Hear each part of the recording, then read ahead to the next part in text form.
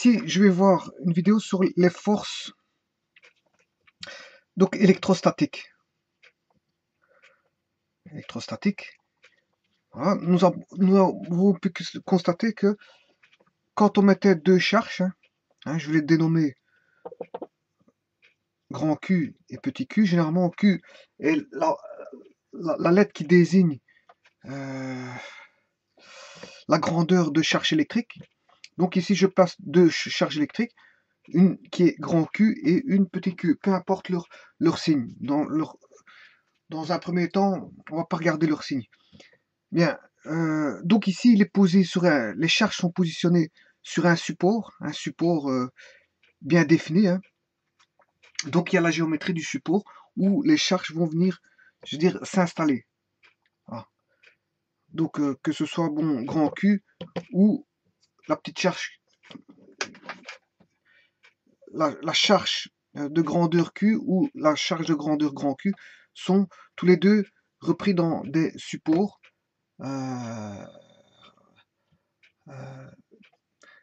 Voilà. Donc on a vu que on avait soit attraction ou répulsion. Ça, je vous demanderai d'aller voir la vidéo sur l'électrisation.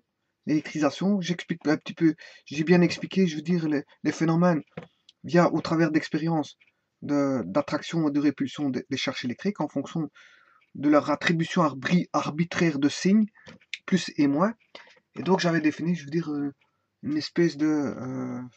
on avait défini dans cette vidéo une espèce de loi électrostatique entre les charges, soit elles pouvaient s'attirer ou se repousser. Ce qu'on appelle l'attraction ou la répulsion des charges électrostatiques. Donc, qui dit attraction, répulsion, dit force. Et justement, le but ici, c'est de voir la force. Alors, il faut savoir que la force, vous l'aurez compris, est proportionnelle, bien sûr. Les forces interagissent au travers d'un axe passant par le centre des charges. Voilà, par un axe.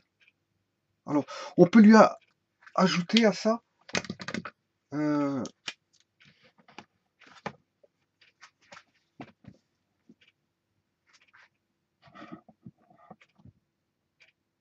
vecteur unitaire, grand U, enfin petit u, qui est un vecteur unitaire ayant la direction passant par la droite, passant par le centre, je veux dire, des supports des charges. Donc qu'est-ce qu'on peut dire? On peut dire que la force, vous l'aurez compris, est proportionnelle à la grandeur grand Q, aux charges grand Q et aux charges petit q. Voilà. Donc les forces électrostatiques ne dépendent que, je veux dire, des grandeurs en présence. Et quelles sont les grandeurs en présence? On a la charge grand Q et la charge petit q. Alors, il faut savoir aussi qu'il y a d'autres grandeurs indirectement en présence, telles que la distance séparant les charges. Voilà. Et on l'a dit, la géométrie des supports. Donc ici, on va dire que les charges interagissent en tant que, on va dire, point matériel fixe. Point matériel fixe de forme, on va dire, de forme arbitraire. Voilà. Et ce sont elles qui sont responsables des forces électrostatiques ou des forces électriques ou des forces, voilà, des forces électriques.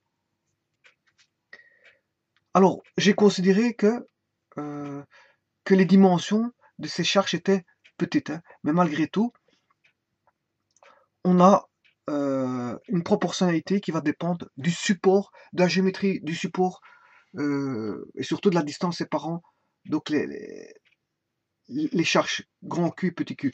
Donc on aura quoi? On sait bien que grand Q est un scalaire, petit q est un scalaire.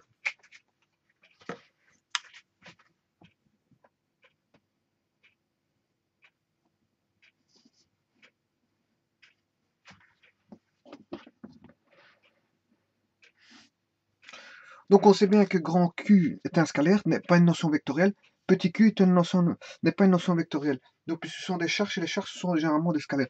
Donc pour avoir un vecteur, soit je multiplie par U, voilà, et je mets un paramètre qui est fonction K, un paramètre qui est fonction de la distance K, et fonction... Ouais.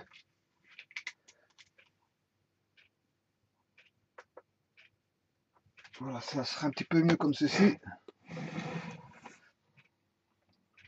Voilà.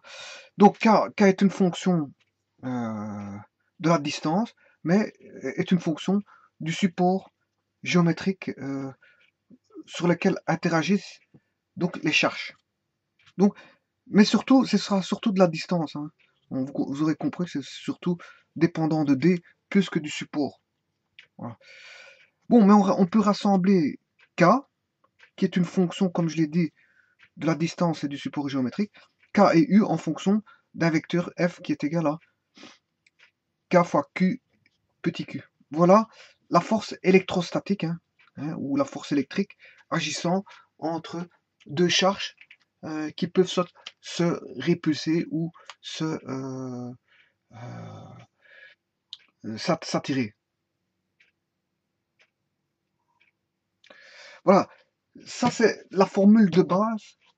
La formule de base des forces électrostatiques, elles ne dépendent que de facteurs géométriques tels que distance et support géométrique et des charges en présence. Maintenant, on verra différents types de forces électrostatiques et leur définition au niveau de l'expression mathématique qu'elles auront. Mais dans un premier temps, il faut savoir que la force électrostatique est proportionnelle aux charges. Il n'y a que ça à dire dans cette vidéo, parce qu'en fait, les autres vidéos vont venir donner de plus en plus d'informations concernant les forces électrostatiques et le type de champ qu'on aura. Mais je vais parler du champ dans la vidéo suivante. Je parlerai de champ et puis les types de champs qu'on aura en présence. Et on définira le cas, je veux dire, à ce moment-là. Mais dans un premier temps, notons que K est une fonction de la distance et du support géométrique. Je vous remercie.